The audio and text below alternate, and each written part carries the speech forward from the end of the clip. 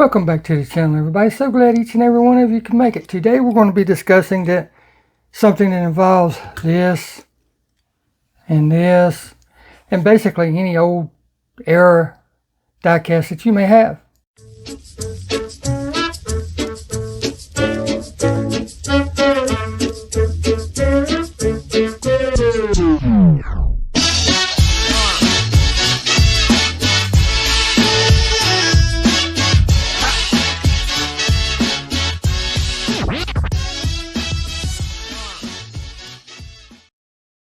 Again, welcome back to the channel, everybody. So glad each and every one of you can make it.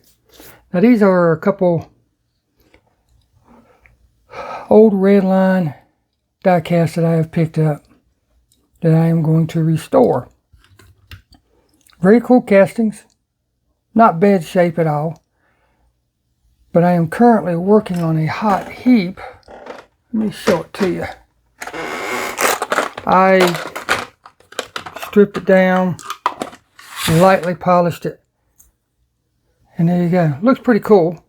I mean, I could go with that. I really could. But if you look right there, or you look on the base, I don't know if it's coming through or not, you can kind of see some copper looking coming through. That is because the zinc is gone. And in some cases you'll have what's called toning. In other words, you'll have dark spots mixed in with the polished diecast. So that's what this video is about. Rezinking. Because I'm just going to go ahead and rezinc this car. Matter of fact, you know how it is. I'll probably end up, when you deal with old Redlines, most of the time you're going to have to rezinc plate anyway. They'll surprise you sometimes. But that car did not look like it needed rezinking until I stripped it and buffed it. And I just brought out the shine, which accentuated all the defects. And I have a feeling when you've got one that's missing this much paint, we're going to run into the same issue. This one, there's no telling. I don't see any toning. There's just a little bit of missing paint right there. And a little bit right there, like where a kid held it with his fingers all the time and played with it like you're supposed to. But with that being stated, this video is about rezinc plating and what you need. So let's get into that, shall we? I have everything sitting right here. The first thing you're going to need, of course, is a container large enough for the car to fit in. Right? Because you want to dangle this in the solution. There's a couple things that's going to have to go in this, and I'll talk to you about that in just a second. But you want something big enough. And I'm going to get a glass jar later on. This is just temporary so I can go ahead and get the solution made. But you're going to need that. You're going to need some white vinegar. And I'm going to need to back this camera out so you can see all this. You're going to need some white vinegar. You're going to need, where to go? Some Epsom salt or sea salt, whichever you prefer, and 2 zinc anodes. Now these are surgical grade or medical grade. I'm sorry, medical grade. I ordered these off eBay, off a medical supply company. But you can also get the mold resistant zinc flashing from like Home Depot or Lowe's out of the roofing department, but be prepared because a roll of that stuff is pricey. Very, very pricey. And you only need a couple strips. I mean, once I get this mixed up, this one strip will be the negative side, and this will probably last me almost my entire time doing zinc plating. But the last thing you'll need is a power supply. Anything that puts out an amp or less. So you can get 1 D-cell battery and a couple alligator clips and go that route. Like I said, hook up once you make your solution. In my case, I'm going to use an old phone charger. I've looked at it and it rates the maximum output is 1 amp. So that's all you need to get this ball rolling. Now to set it up, it's very simple. Let's get outside because you know, vinegar is pretty smelly, so I don't want that smelling up my house. So let's get outside and mix this up. So what I'm going to do is I'm going to fill this halfway with the vinegar because my spoon is only so deep. I want to get it mixed up and diluted really good in there. Then I'll pour the rest of the vinegar in, okay? But what the Epsom salt or the sea salt does, it helps with conductivity, because all you're doing is you're making the plating, all you're doing is you're making the zinc, and through electrical charge, it's kind of like powder coating. You put the electrical charge on the thing you want to powder coat, spray the powder, it sticks to it, and then when you remove the electrical charge, it's on there. So that's basically what we're doing, is the Epsom salt or sea salt or whatever. And I got this at the dollar store, so $1.25. Vinegar I paid $2.50 for it at Food Line, so I've got $5 in this, and I got this at the dollar store too, so under 10 bucks, we're good to go. Now I did have to pay up for the zinc. These zinc annos are not cheap. I paid 10 bucks for 2 of these a long time ago. I bought these when I first got my very first Redline, because I knew when I got it that I was going to have to learn how to do this. So I bought these a long time ago, and then just the other day I'm like, I want to restore the hot heat. Started restoring the hot heat and found out that it needed to be re-zinced. I mean, I could use the base spray, but I've got to learn how to do this anyway, so let's do it together, shall we? There's all kinds of videos on YouTube for doing this, so if you don't, you know, everybody does it a little different. Like I said, I'm just going to pour this bad boy up about that full. And for this amount, it would anywhere from 2/3 to 3/4 of a cup. So I've got a 1/4 cup measuring, so I'm going to put 3 of these in here. There goes 1.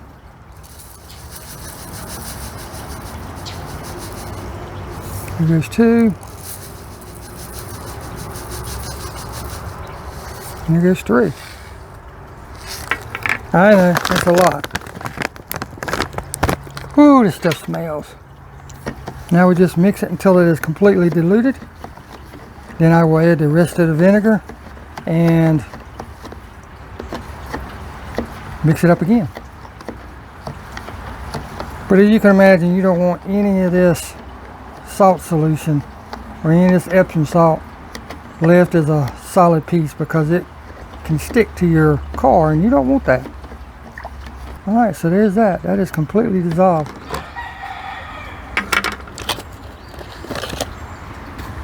And I probably still have this much of the white vinegar left. So if this would start evaporating any, I could always add more vinegar to it, because the salt's not going to evaporate out of it. The only thing that will evaporate out of it is the liquid vinegar itself. But as it sits, it will also clear up. I just want to make sure everything is mixed up real good. So I put it over here in the sunlight so you can still see really, really fine particles of that Epsom salt in the water. So we're just going to give it a few more minutes. I'll keep stirring it and then we'll come back. Alright, let's get this ball rolling. It's 12:30 now. It takes about 6 hours for this to make. But all you do is you take your anode and put it in there. And in just a minute, we should start seeing bubbles starting to form on that. And I'll bring you back when it starts. There you can go. It's probably been 20 minutes now. You can see the bubbles starting to form on the zinc. That's what you're looking for. Come back 6 hours later and it'll be done. You just have to trust that it's working. And when we throw the power to it, we'll know for sure then. But yeah, it's working. I'm just kidding. You just have to stick it in there and just trust that it's going to make it, and come back in 6 hours and it will make it. I guarantee it. So I let all this sit for about 6 to 8 hours. I think it's closer to 8. And although that this is marked black and red, you would think black being negative, red being positive. We don't know. Plus I want to run this batch through the process and make sure that there's enough zinc oxide in there to actually do the zinc plating. So to do that, I've got a large washer that I have degreased really good, and we're going to put that in there. And to do this, all we have to do is suspend the zinc diode in there, the good one that we did not use for making the batch. Keep it, you know, close to the side. And then we're going to hook what we believe to be the negative up to that. But I need to strip this a little further apart, so for this case I'm just going to roll with it. Should be good enough. And then the washer just needs to be dangled in the solution.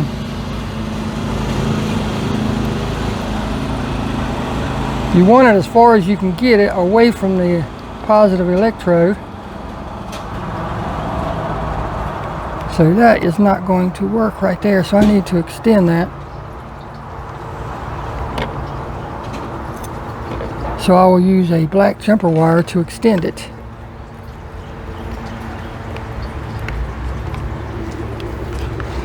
Because you want it as far as you can get it from the solution, from the electrode. The anode, I should say. Now we'll just take it, drop it down in there. And I do not, as of yet, have my bubbler either, so I'm not going to really worry about it because, like I said, this is just a test to make sure that this batch is going to work. And what we're looking for is bubbles to start forming on that washer. If that is correct, then we have the polarity right. If not, then we need to swap black and red. So let me plug it in and we'll give it a few minutes.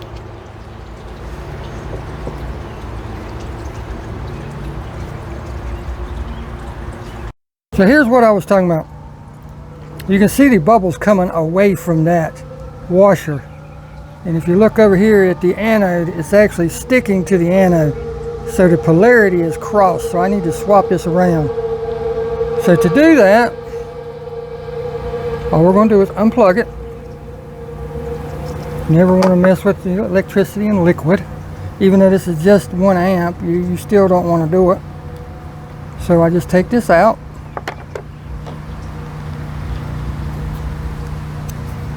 So we now know that black is positive and red is negative. So I just swap it around.